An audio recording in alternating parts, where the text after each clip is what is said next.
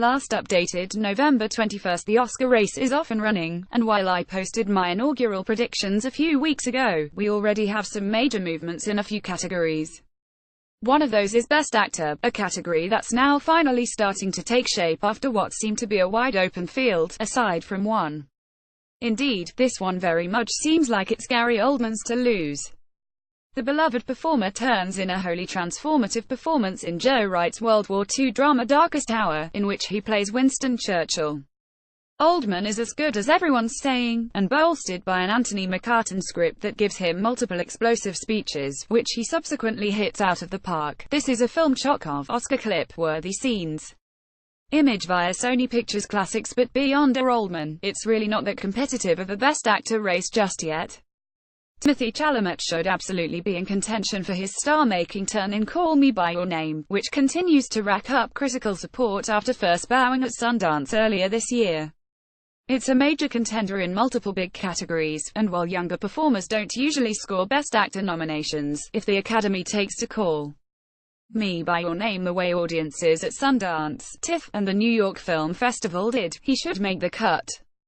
And with Phantom Thread now finally being unveiled, we can probably save a spot for Daniel Day-Lewis. The acting giant has already announced this is his final performance, and with a story in the vein of Rebecca that looks to be a 100% acting showcase for the performers involved, Paul Thomas Anderson's latest could very likely land his 6th Oscar nomination. Image via A24. There's also James Franco, who I pegged as an outside contender but nonetheless worth in my initial predictions. Now the disaster artist is finally being seen by more critics, and all are starting to get on board the James Franco for Best Actor train. The actor turns in a truly stunning performance as Tommy Wiseau in the true story comedy drama about the making of The Room. The film is great, as is Franco, and while the Academy doesn't love to recognize comedic performances, this one may be hard to deny. Franco already has an Indie Spirit nomination under his belt this season, so let's see how the rest of the awards circles shake out.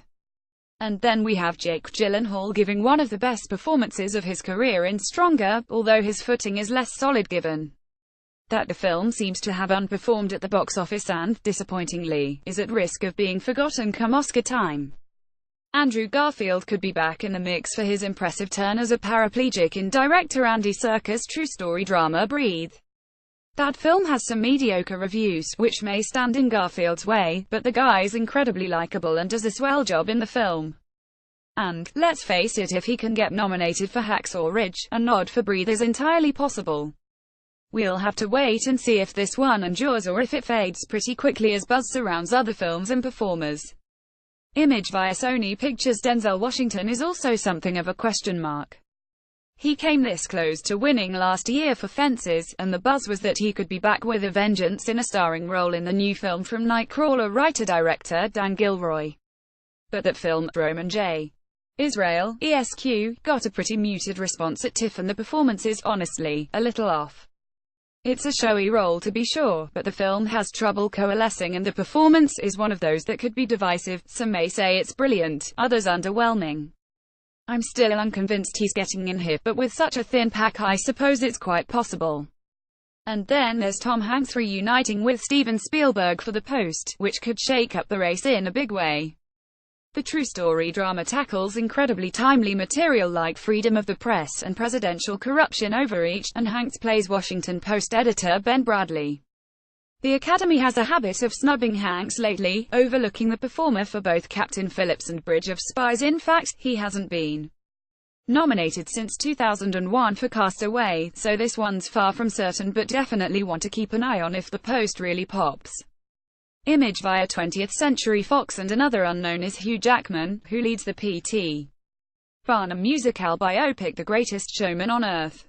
No one's seen the film yet, so it's unclear if Jackman is a contender, but 20th Century Fox is also making a push for Logan, so there's the slightest chance that buzz could come back around for the superhero movie.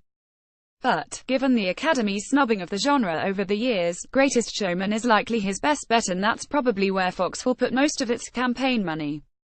On the outside looking in, Christian Bale turns in a terrific performance in the incredibly bleak western Hostiles, but that film was snatched up by Entertainment Studios after TIFF, whose biggest release thus far is 47 Meters Down. The Oscars are very much a campaign game, and Hostiles isn't exactly the most palatable of films to begin with. It's very bleak, so this one may have a tough time catching on. Image via Alcon Entertainment, Warner Brothers. As for Ryan Gosling in Blade Runner 2049, if the film really hits with the Academy, I think he has a small shot at sneaking in, but it may be too subtle of a performance to crack the race. Harrison Ford seems to be the sequel's best shot at an acting nod, and even then the film's disappointing box office may harm its overall chances as the year progresses. Indeed, they're looking less likely with each passing day. As always, the Oscar race is incredibly fluid.